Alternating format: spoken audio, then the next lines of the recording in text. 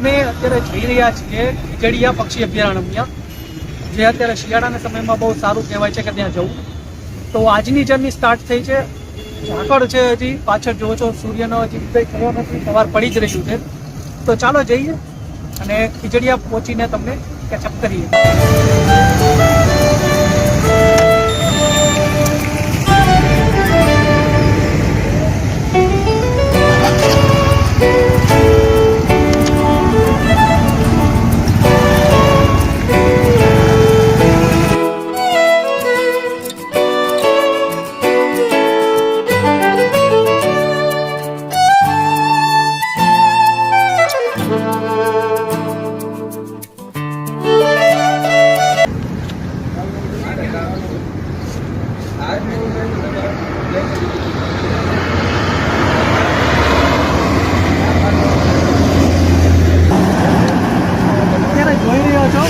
Visibility સાવ નથી, ફરજિયાત હોલ્ટ લીધો છે પડધરી પાસે, કેમ કે વિઝિબિલિટી એક તો ઝીરો હતી. જ્યારે અમે માધાપર ચોકડીએથી નીકળ્યા હતા 6:45 વાગે, ત્યારે એટલું બધું ઝાકળ હતું નહીં સિટીમાં, પણ હાઈવે પર અત્યારે જુઓ 8 વાગી રહ્યા છે અને અમે હજુ સુધી ખીજડીયાથી બહુ દૂર છીએ, ઓલમોસ્ટ 64 કિલોમીટર જેવા. તો પડધરીએ હોલ્ટ લેવાનું કારણ જ એ છે કે સૂર્યોદય થાય, સૂરજના પહેલાં કિરણ સાથે અમે નીકળીએ, કેમ કે ઠંડી બહુ હતી અને મારા કપડાં પણ પલળાઈ ગયા, બાઇક, હેલ્મેટ, બધું, બેગ, ફૂલ ઝાકળ અને ફૂલ વિઝિબિલિટી ઝીરો છે સાવ. તો જોઈ રહ્યા છો કે હવે અહીંથી દૂર નથી, તો જલ્દી જ મળીએ ખીજડીયા. જ્યાં સૂર્યનું પહેલું કિરણ નીકળશે, સૂર્યોદય થવા દઈ રહ્યો છે, તો મળીએ સીધા હવે ખીજડીયામાં.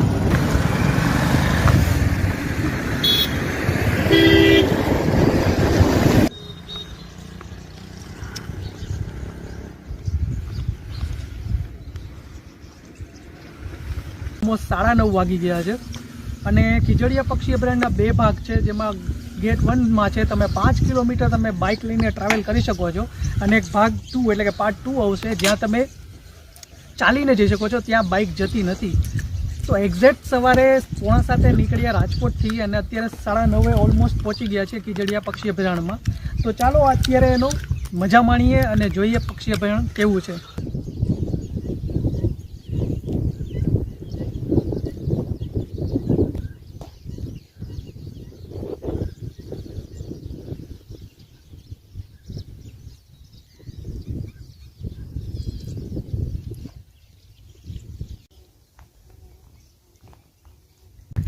તો પક્ષી અભયારણ્યના પાર્ટ 1માં તો પહોંચી ગયા છીએ.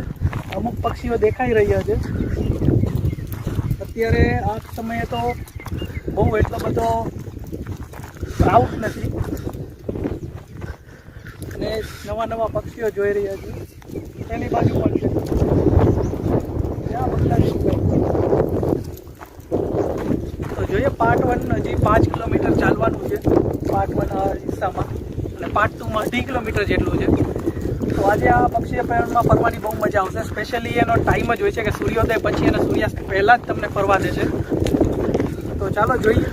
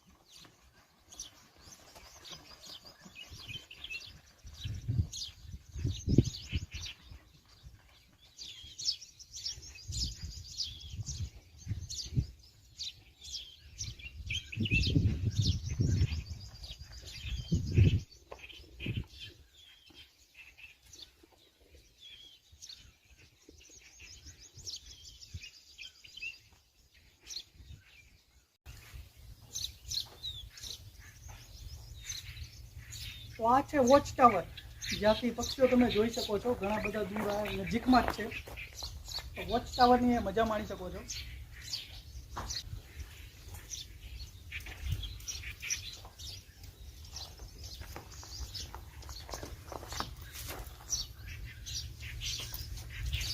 આ પક્ષીઓ છે ગ્રેટર ફ્લેમિંગો, જે હજી વાં જ જોયા છે ઓલી બાજુ.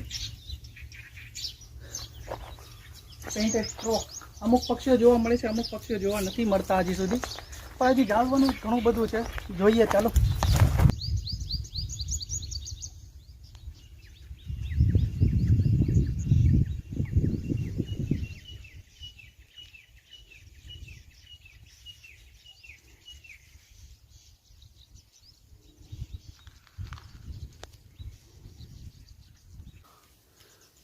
તો આ હતો પહેલો પાર્ટ ખીજડીયા પક્ષી અભયારણ્યનો, જે ઓલમોસ્ટ 10 કિલોમીટર જેવું ચાલવાનું છે આવતા અને જતા. તમે જોઈ રહ્યા છો અહીંથી પક્ષીઓ દેખાઈ રહ્યા છે અમુક.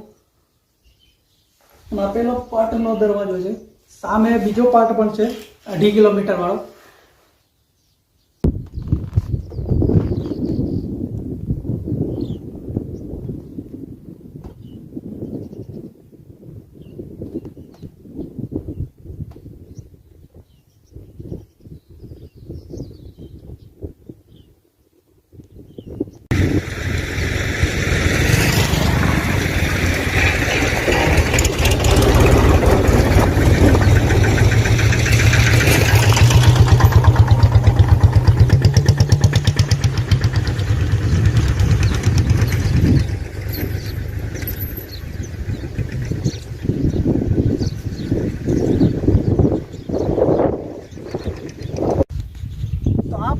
પાર્ટ 1 નો 10 કિલોમીટર જેવો વિસ્તાર જે અમે કાપી નાખ્યા છે, 5 કિલોમીટર, અને 2.5 કિલોમીટરનો પાર્ટ 2 કે જ્યાં તમારે જેને ચાલવાનું કામ હોય તે વ્યક્તિએ જ સાહસ કરવો. 2.5 થી 2.5 ટોટલ 15 કિલોમીટર જેવો વિસ્તાર છે.